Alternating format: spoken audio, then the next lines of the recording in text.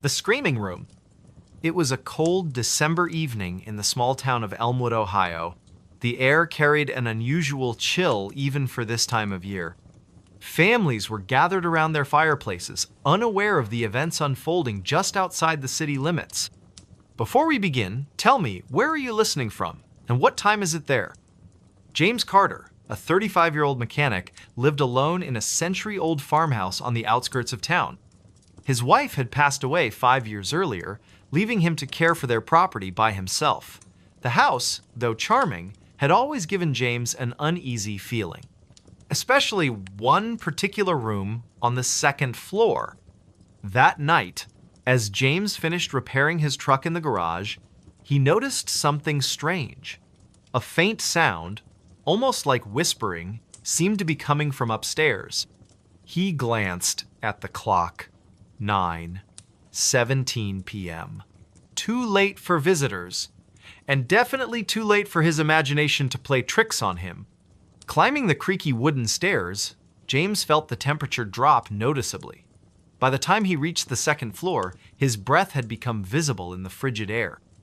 The sound grew louder, more distinct now. It wasn't whispering anymore, it was screaming. The source came from the west wing of the house, a part of the building rarely used. Specifically, the Red Room, so named because its walls were painted a deep crimson that seemed to glow faintly in low light. James hesitated outside the closed door. The screams continued, echoing through the hallway. Taking a deep breath, James turned the brass doorknob. The door opened with a slow creak, revealing a scene that would haunt him forever. The room was empty, yet the screaming filled the space with an intensity that defied logic. James's heart pounded as he stepped inside. The wallpaper, faded but still recognizable as Victorian floral patterns, seemed to shift and move in the dim light. Shadows danced across the walls, though no source of movement could be seen. The temperature dropped further, causing James to shiver uncontrollably. He checked his watch. 9:23 p.m. Time seemed to stretch and warp within the confines of the room. The screams changed pitch, becoming more desperate, more human-like. Yet there was no one there, just the empty space and the overwhelming sense of dread. James remembered hearing stories about the previous owners of the house, a family who had lived there in the early 1900s. Rumors spoke of mysterious disappearances and unexplained deaths, but these were just tales, weren't they? Urban legends meant to entertain rather than terrify. As he stood frozen in the center of the room, the screams began to form words. At first, they were indistinct, jumbled sounds, but gradually, they became clearer. "Help me! Get out! They're coming!" Each phrase sent a new wave of fear through James's body. His phone, left charging downstairs, buzzed with a text message from his friend Mark. "Hey, you still up?" the message read. James considered responding, but the phone remained safely downstairs while he was trapped in this nightmare. The buzzing stopped as quickly as it started. The clock on the wall ticked loudly, each second stretching into eternity. 9:28 p.m. The room's atmosphere shifted again, becoming heavier, more oppressive. James's breathing quickened as he realized the screaming had stopped. Complete silence filled the space, more terrifying than the noise had been. Suddenly, the lights flickered. Not the overhead bulb, which had long since burned out, but the very air itself seemed to shimmer and pulse with an otherworldly energy. Shadows detached themselves from the walls, taking on forms that defied description, shapes that twisted and writhed in ways that shouldn't be possible. James backed toward the door, his movements slow and deliberate, every fiber of his being screamed at him to run, but his legs refused to cooperate. The temperature continued to plummet, frost forming on the window panes despite the lack of cold air entering the room. At 9:34 p.m., the door slammed shut behind him. The sound reverberated through the house, shaking the very foundations. James spun around, panic rising in his chest. The handle wouldn't budge, no matter how hard he pulled or pushed. The room had sealed itself off from the rest of the world. The shapes in the corners of the room began to move closer. Their forms solidified into something resembling human figures. But not quite. Eyes glowed with an unnatural light, mouths stretched impossibly wide. Whispers filled the air once more, surrounding James on all sides. "Who are you?" James demanded, his voice trembling despite his attempt to sound authoritative. The whispers responded, though no actual words could be discerned. Instead, they formed a cacophony of sound that threatened to overwhelm his senses. Time lost all meaning. Minutes stretched into hours, or perhaps it was only seconds. James couldn't tell anymore. His watch had stopped functioning, the hands frozen at 9:36 p.m. The room seemed to expand and contract, changing size and shape with each passing moment. Then, without warning, everything went silent. The shadows retreated to the corners, the temperature returned to normal, and the door opened easily when James turned the handle. Stepping out into the hallway, he found nothing unusual waiting for him. The rest of the house remained calm and quiet. But the experience had changed James. He couldn't sleep in that house anymore. Within a week, he had sold the property and moved to another state. To this day, the current owners refuse to enter the red room. They've boarded it up, sealing it off from the rest of the house. Sometimes, late at night, people walking past the old farmhouse claim to hear screams coming from within, though no one dares to investigate. The legend of the screaming room lives on, whispered among the residents of Elmwood. A reminder that some places are best left undisturbed. The story ends where it began, with a cold December evening in Ohio. But now, whenever someone hears an unexpected sound in the night, they think twice before investigating. Because sometimes, the truth is far more terrifying than any urban legend. Pause here for reflection. Let the weight of the tale settle in the listener's mind. The final word lingers in the air, fading slowly into silence. He wasn't on the guest list. It was a chilly October evening in rural Vermont, where the small town of Willow Creek prepared for its annual autumn festival. The leaves had turned into fiery shades of red and orange, carpeting the ground beneath towering maple trees. The air carried the faint scent of wood smoke mingled with pumpkin spice, creating an atmosphere both cozy and mysterious. Rachel Thompson, a local schoolteacher in her early 30s, had volunteered to help organize this year's event. She stood near the entrance of the community center, clutching a clipboard filled with names and details. The golden hour light filtered through the trees, casting long shadows across the parking lot as families began arriving for the festivities. "Good evening, Mrs. Peterson." Rachel greeted a familiar face, checking off another name from her meticulously organized list. "Your grandchildren must be excited about the haunted house tour tonight." As the line of visitors grew longer, Rachel noticed a tall figure standing silently at the edge of the parking lot. He wore a dark overcoat that seemed out of place in the crisp but not freezing weather. His presence felt different, though she couldn't quite articulate why. Perhaps it was the way he remained motionless while everyone else bustled about, or how his gaze seemed fixed directly on her despite the distance. "Excuse me," came a voice behind her, startling Rachel from her thoughts. She turned to assist another family, but when she glanced back toward the parking lot moments later, the man was gone. Shaking off an inexplicable feeling of unease, she returned to her duties. The festival proceeded smoothly throughout the evening. Children laughed as they navigated the hay maze, couples strolled hand in hand through the pumpkin patch, and elderly residents shared stories around the bonfire. Yet Rachel couldn't shake the image of that strange man from her mind. Several times, she caught herself scanning the crowd, searching for his distinctive silhouette. Around 9 o'clock, as the last scheduled events drew to a close, Rachel began directing volunteers in the cleanup process. The temperature had dropped noticeably, and a thin mist crept across the grounds, swirling around lampposts and benches. Most attendees had already departed, leaving only a few stragglers enjoying the final moments of the celebration. "Rachel," called Mark Harrison, one of the event coordinators, "have you seen anyone still wandering around?" I thought I heard footsteps near the old storage shed.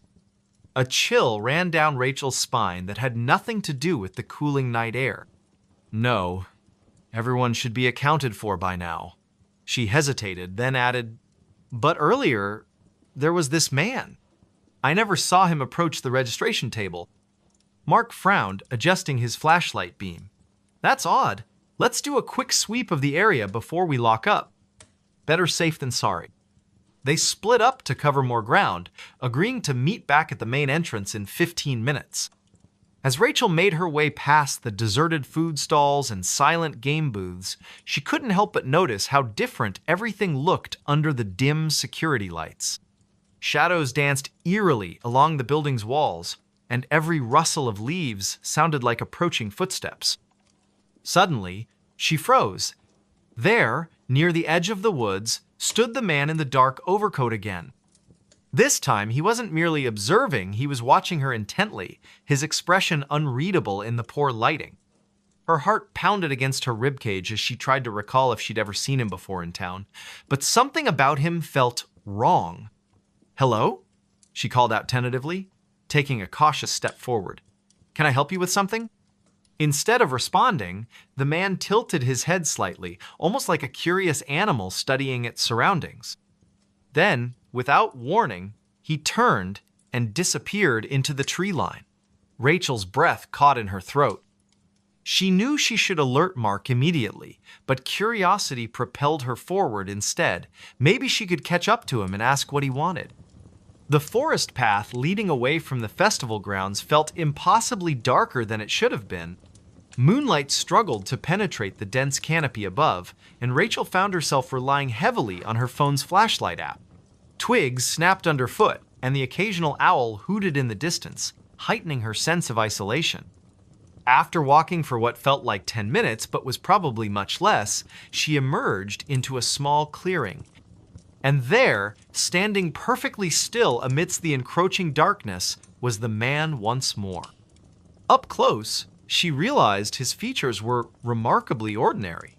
Brown hair, average build, plain face, yet somehow profoundly unsettling.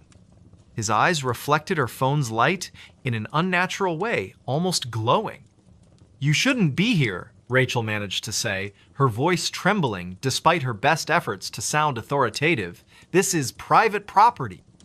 For the first time he spoke, his voice low and measured. "I'm looking for someone. They told me I'd find answers here." "What kind of answers?" she pressed, inching backward slowly. Every instinct screamed at her to run, but she forced herself to maintain eye contact. "Who are you looking for?" He didn't answer immediately. Instead, he reached into his coat pocket and withdrew a photograph. Even from several feet away, Rachel recognized the faded image instantly. It showed a young woman who bore a striking resemblance to herself. Same hair color, similar facial structure. Only the style of clothing suggested it was taken decades ago. "My sister," he said finally, his tone heavy with sorrow. "She went missing after attending one of these festivals." "That was," he paused, calculating, 2 years ago tonight." Rachel's blood ran cold. She remembered hearing vague rumors about a disappearance connected to the autumn festival, but no one ever talked about it openly. Local legends hinted at supernatural occurrences tied to the land itself, stories passed down through generations but rarely believed. Could this man truly be searching for closure after all these years? Before she could respond, a sudden gust of wind extinguished her phone's screen, plunging them both into near-total darkness. Panic surged through her veins as she fumbled to reactivate the device. When the light finally flickered back on, the man was gone. Not just stepped aside or hidden, completely vanished, as if he'd never existed. Shaken to her core, Rachel stumbled back toward the festival grounds, calling Mark's name repeatedly. Together, they searched the entire area again, finding no trace of the mysterious visitor. Later, while reviewing security footage from multiple angles, they discovered something even more disturbing. Not a single camera had captured any sign of the man in the dark overcoat. It was as though he'd slipped between the cracks of reality itself. In the weeks that followed, Rachel found herself unable to forget those haunting eyes or the photograph that seemed to bridge past and present. She began researching local history archives, determined to uncover the truth about the missing woman. What she learned chilled her to the bone. Numerous unexplained disappearances linked to the festival site over the past century. Each case involved a solitary individual vanishing without a trace during the annual celebration. None were ever solved. Despite warnings from friends and colleagues to let sleeping dogs lie, Rachel continued her investigation. Something about the man's desperate search resonated deeply within her. Perhaps it was survivor's guilt, or maybe a subconscious recognition of shared pain. Whatever the reason, she felt compelled to seek answers, no matter where the trail might lead. One moonless night, armed with flashlights and determination, Rachel and Mark ventured back to the clearing where she'd last seen the stranger. The air felt heavier than usual, charged with an almost electric tension. Leaves whispered secrets as they crunched underfoot, and shadows danced unpredictably despite the steady beams of their lights. "Do you really think we'll find anything?" Mark asked skeptically, though his grip on the flashlight betrayed underlying nerves. "This whole situation feels off." "I don't know," Rachel admitted softly, scanning the perimeter for any signs of disturbance. "But I can't shake the feeling that we're missing something important, something right under our noses." They spent nearly an hour combing the area, finding nothing but ancient tree roots and scattered stones. Just as frustration began to set in, Mark spotted something glinting faintly among the foliage. Kneeling down, he unearthed a tarnished silver locket half buried in the dirt. Inside lay two tiny photographs, one of the woman from the original picture, smiling brightly, and another of a younger version of the man in the dark overcoat, his arms slung casually around her shoulders. "Oh my God," Rachel breathed, tears pricking at the corners of her eyes. "This has to belong to her, to his sister." Without warning, the temperature plummeted dramatically, causing both of them to shiver violently. Their flashlights flickered erratically, threatening to die altogether. A deep, resonant hum filled the air, seeming to emanate from the very earth beneath their feet. And then, emerging from the shadows like a specter materializing from smoke, stood the man once more. His expression hadn't changed, but his presence felt different somehow, more solid yet simultaneously ethereal. He extended a hand toward Rachel, palm upturned expectantly. In that moment, she understood what he wanted, needed from her.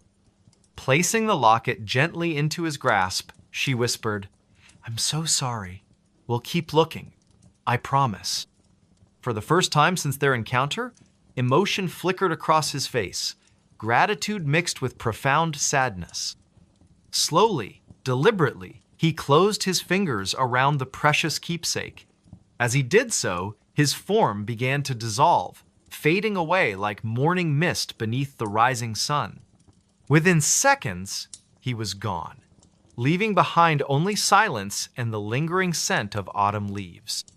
Back in Willow Creek, Rachel dedicated herself to preserving the memory of those lost souls whose stories had been forgotten by time.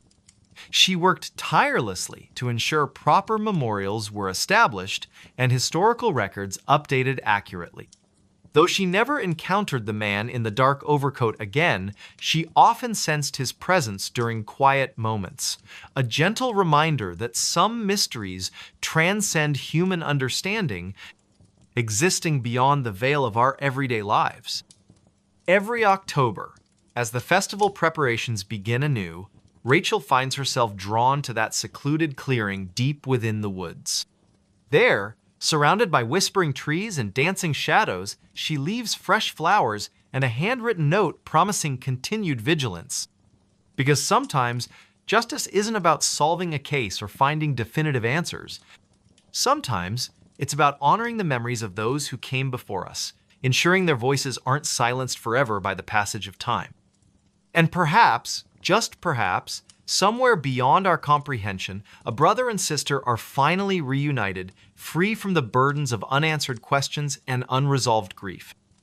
Their spirits rest peacefully now, knowing that someone cared enough to remember.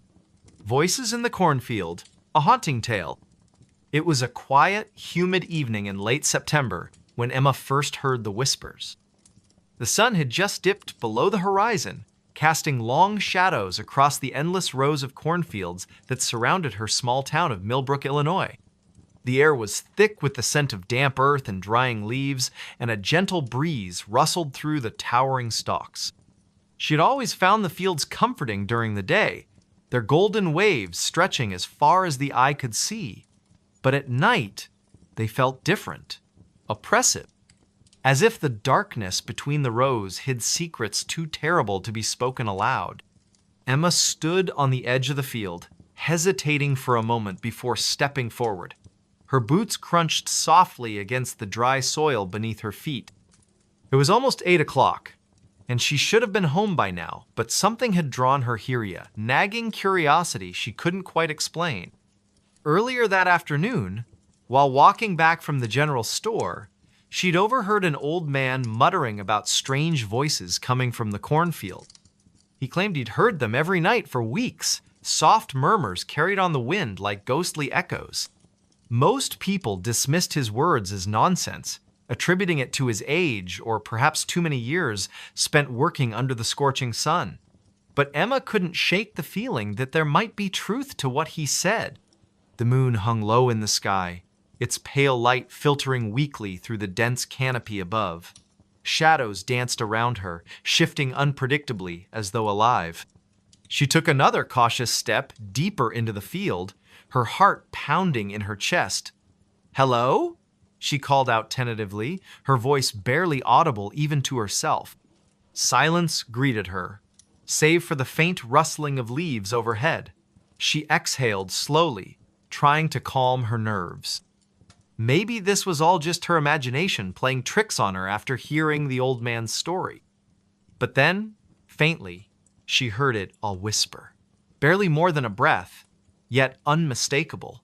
It seemed to come from everywhere and nowhere all at once, weaving through the rows of corn like a phantom thread. Emma froze, her pulse quickening. "Who's there?"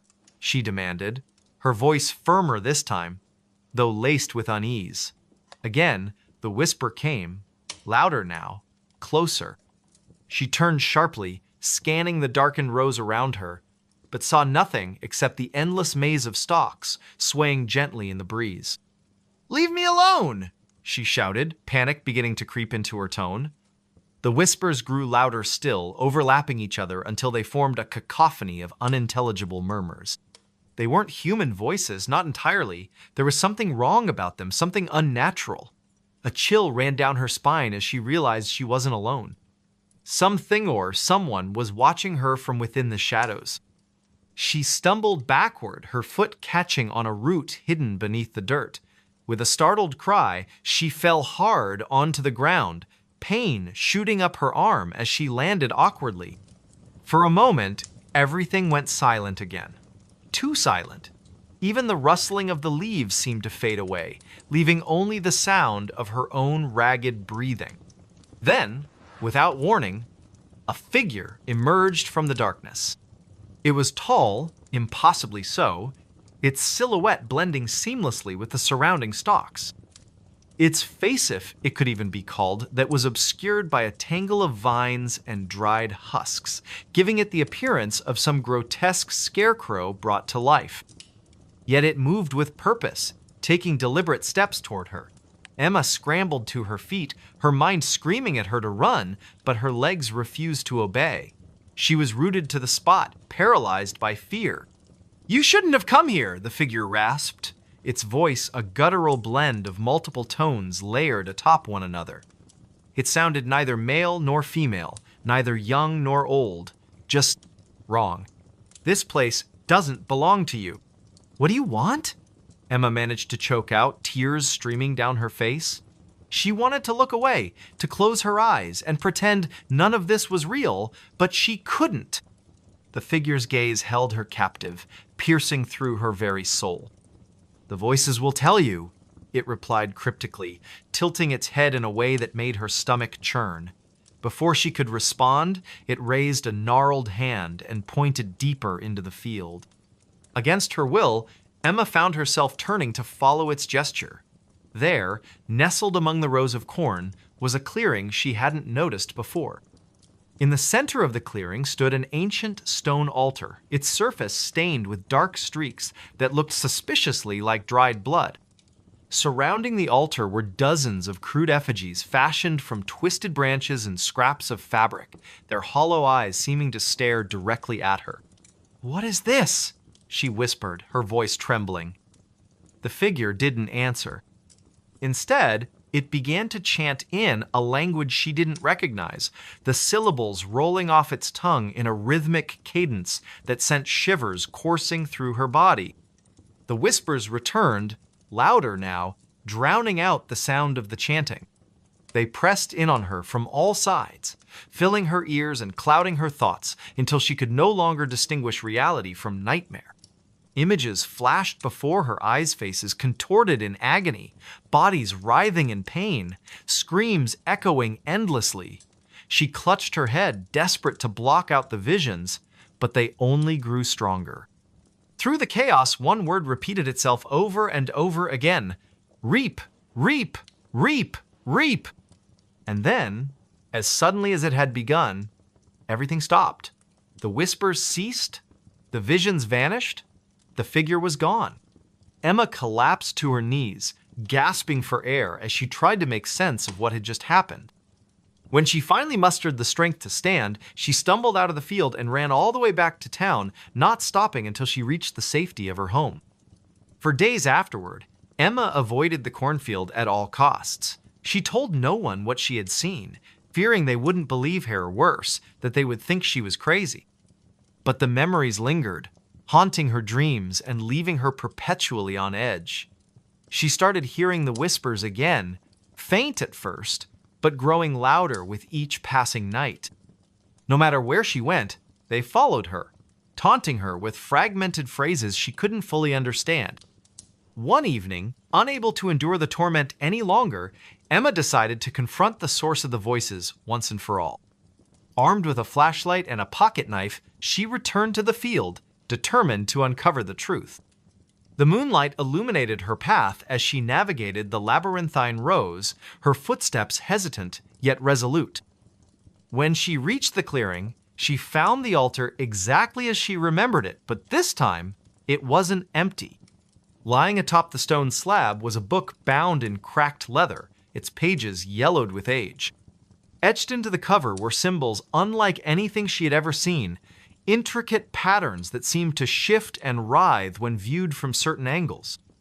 Her hands trembled as she picked it up, half expecting it to burn her skin or crumble to dust in her grasp. But it remained solid, heavy with secrets waiting to be uncovered. As she flipped through the pages, she discovered writings detailing rituals meant to summon entities from beyond the veil. Each entry described increasingly sinister ceremonies, culminating in a final passage written in bold, jagged handwriting: "To reap is to feed is to grow. To grow is to consume." Beneath the text was a drawing of the same figure she had encountered in the field, standing beside the altar with arms outstretched. A cold realization washed over her. This wasn't just some isolated haunting, it was a cycle, a ritual perpetuated by forces far older than humanity itself. And somehow, she had become entangled in it. Before she could process further, a familiar voice echoed behind her. "You've seen enough." She spun around to find the figure standing mere feet away, its presence radiating malice. This time, however, she didn't freeze. Summoning every ounce of courage she possessed, she lunged forward, driving the pocket knife into its chest, or rather, where its chest should have been. The blade passed harmlessly through the air, leaving the figure unharmed. "You cannot kill what does not live," it sneered, reaching out to grab her wrist. Pain shot through her arm as its grip tightened, forcing her to drop the knife. "But you can join us." "No!" she screamed, thrashing wildly in its grasp.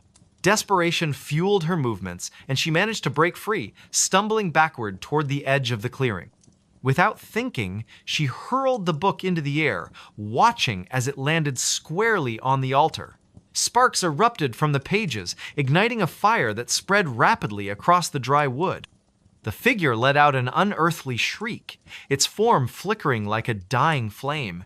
"You don't know what you've done!" it roared, dissolving into smoke as the flames consumed the altar. Within moments, the entire clearing was ablaze, the heat searing her skin as she fled back toward the safety of the town. When she emerged from the field, coughing and covered in soot, she expected to feel relief. Instead, she felt emptiness, a void left behind by whatever force had been unleashed. The whispers were gone, replaced by an oppressive silence that weighed heavily on her shoulders. She knew deep down that destroying the altar hadn't ended the cycle, it had merely delayed it. Years later, residents of Millbrook would speak in hushed tones about the night the cornfield burned. Some claimed they saw shapes moving among the ashes, their forms indistinct yet undeniably present.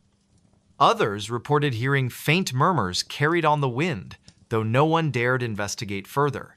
As for Emma, she left town soon after, unable to bear the weight of what she had witnessed. But wherever she went, the memory of those voices followed her, a reminder that some secrets are best left buried. The last passenger never got off. It was a cold, damp night in the small town of Millbrook, nestled deep within the woods of upstate New York. The air carried an eerie stillness, broken only by the faint rustling of leaves and the distant hum of crickets. Somewhere near the edge of the forest, the old train station stood abandoned, its wooden structure warped and weathered by time. Paint peeled off the sign that once proudly announced Millbrook Station, now barely legible under layers of grime and neglect. Few people ventured here anymore, except for curious teenagers daring each other to explore its haunted history, or so the rumors went. On this particular evening, a group of 5 friends decided to visit the station as part of their weekend adventure. They had heard tales about strange occurrences at the sight whispers of passengers who never disembarked from the final train to pass through decades ago. None of them truly believed in ghosts, but the thrill of trespassing on forbidden ground was too tempting to resist. Among them were Emma, a skeptic with a sharp tongue; Daniel, her boyfriend, who loved anything supernatural; Mia, the quiet one who always seemed lost in thought; Jake, the joker whose laughter could fill even the darkest spaces; and Olivia, the cautious one who often served as the voice of reason. They arrived just after sunset, parking their car a mile away to avoid drawing attention. The walk to the station felt longer than expected, the path illuminated only by the dim glow of their flashlights. Shadows danced along the trees, creating shapes that looked almost human if you squinted hard enough. As they approached the station, the atmosphere grew heavier, as though the very air resisted their presence. "This place gives me the creeps," Olivia muttered, clutching her flashlight tightly. "Are we sure this is safe?" "Oh, come on," Daniel replied, his tone teasing yet reassuring. "What's the worst that could happen? A ghost shows up and asks us to leave?" He chuckled nervously, though no one else joined in. Emma rolled her eyes. "Let's just get this over with. I want to see what all the fuss is about." Inside the station, the floorboards creaked beneath their feet, protesting every step they took. Dust coated every surface, and the scent of mildew filled the air. Graffiti covered the walls, crude messages scrawled by those who sought to leave their mark on the forgotten building. But something else caught their attention, a series of faded photographs pinned to a bulletin board near the ticket counter. Most were black and white images of smiling families, boarding trains, snapshots of happier times. However, one photo stood out among the rest. It depicted a lone figure standing on the platform, face obscured by shadows despite the bright sunlight behind them.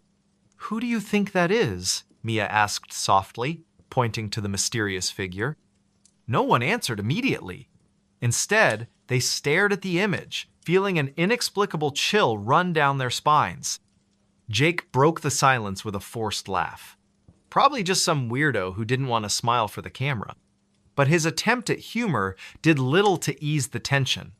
The longer they lingered, the more unsettling the station became. Strange noises echoed through the empty hall-soft footsteps, faint whispers, the occasional groan of metal shifting somewhere unseen. At first, they dismissed these sounds as tricks of the mind, products of their overactive imaginations fueled by fear. Yet as the minutes passed, the disturbances grew louder, more distinct. "Did you hear that?" Olivia whispered, her voice trembling. She pointed toward a set of double doors leading to the tracks outside. Everyone froze, listening intently.